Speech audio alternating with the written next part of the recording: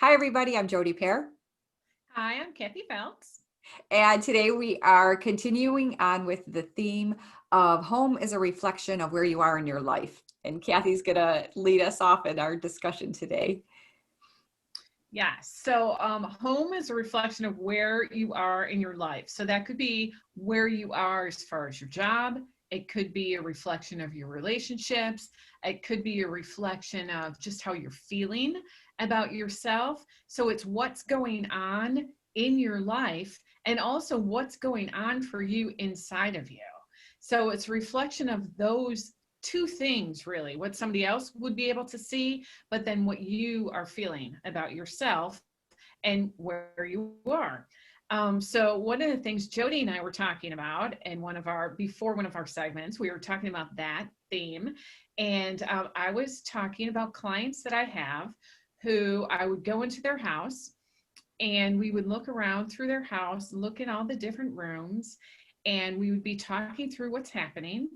And I would come to find out that they were mostly living in maybe one or two rooms. Mm. So they would have, they could have 8 or 10 rooms in their house, but they're living their lives in just a couple of spaces. And all the other spaces in their house aren't being utilized. They might be full of things, but they're not being utilized. And when that's happening for people, that's a tip.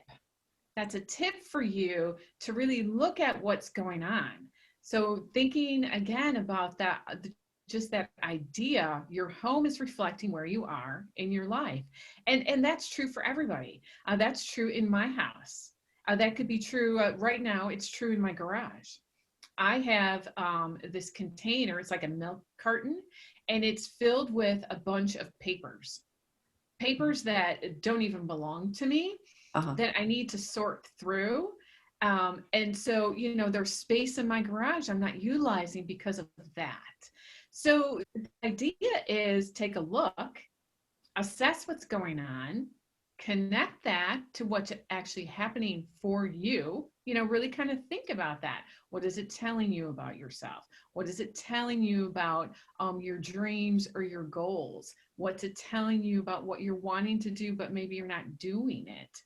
So it's just a little reminder, just to take a look and see what you might want to change. And then when you do move things and you do go through things, you really can feel, and I know we've talked about this before, you can feel the difference in your own energy, because opening up your space opens up you. Just like when Mm-hmm. your space is closed off, then you feel closed off. So it's an interesting, it's kind of a simple idea, but it's an interesting way to look at your house and see, what is your house telling you? Yes.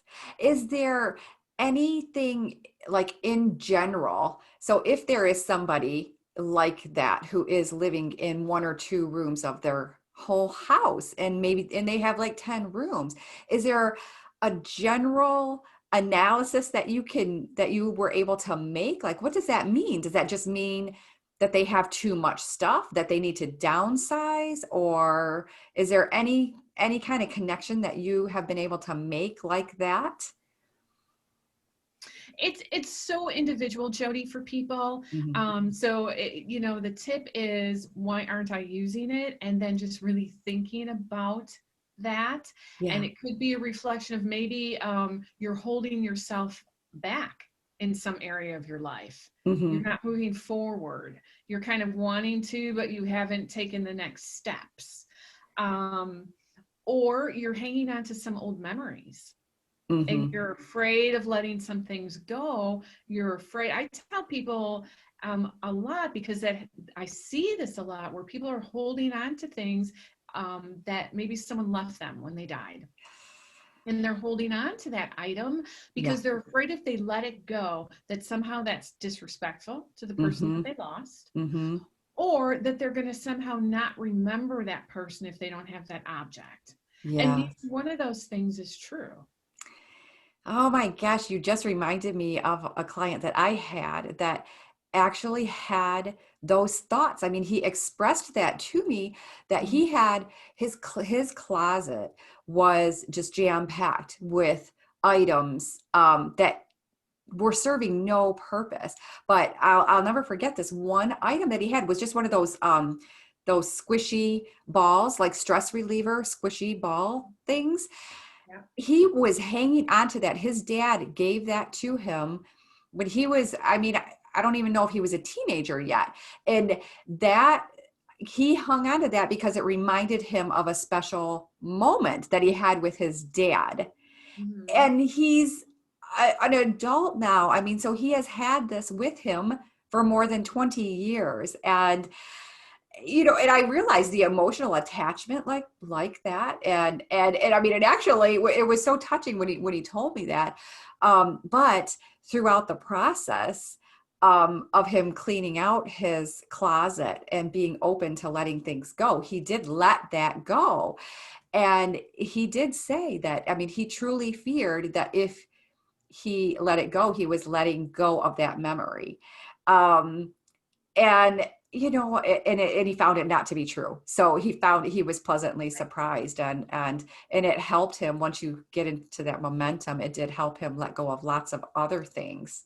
So you just reminded me of that. But then you also, as you were talking, I was thinking about my living room. And the living room, we don't use that space. I mean, there's only two of us in living in our house. And the only time that we use our living room is if company comes over, a family comes over and we're all sitting down, talking. And then we'll use the living room. And that really bothers me, that it's like, oh my gosh, this is like one of the largest rooms of our house. Mhm. And I walk through it because, when I come down the stairs and I walk through the living room, and I look at it and it's like, oh, I really like the furniture we bought. I'm happy with how it's decorated, but why aren't we sitting in here? We go sit in our family room. But I think, and this is so new that, I don't know if this is the answer, but I do believe that the way I had the furniture arranged wasn't comfortable enough to entice me to spend time in there. It looked Mhm. good. I was happy with the look of it, but now it actually feels very comfortable and I want to sit in there and I want to sit in there and read. So anyway, so I guess for me, that was a signal like, yes, I'm not using this room because it wasn't comfortable. And now, is with changing the, rearranging the furniture, I am finding that it is more comfortable. So I'll let you know how that goes in another month or two. And you feel better in the room, and now the room is inviting to you. Yeah. And only you can really determine what feels inviting. So someone else can give you ideas or recommendations, but it's how does it feel to you, and how do you want to use it, and how come I'm not using it? So Yeah. very, very interesting. Now, I have a tiny house, and so there's no space that's not really being used, but I do have some dark little corners, you know, Mm. and I know that I could look at those, and I could recreate those and breathe some new life into those. So Mhm. it's that assessment process, what's Yes. going on here, and then Yes. because of what's going on here, what is that saying about what's going on for me? Exactly. So Yes. very Yes. interesting. Yeah. Well, good. That was fun. I hope this was helpful for other people and kind of giving you a new way of looking at your space and questioning your own actions and how you're living in your home. Mhm. So, all right. Well, thanks, Kathy, and we'll see everybody next time. Thanks for watching. Okay. Thanks, Jody. Thanks, everybody. See you next time. Bye bye. Bye.